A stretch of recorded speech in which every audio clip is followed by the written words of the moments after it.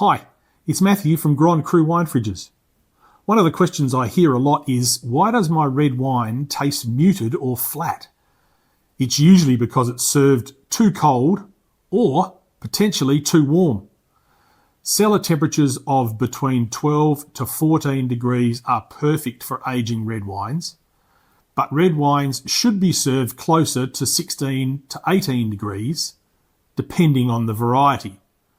Let the wine sit for 15 to 30 minutes after opening, or use a Grand Cru Dual Zone wine fridge to serve at the ideal temperature. For more information, check out grandcruwinefridges.com.au.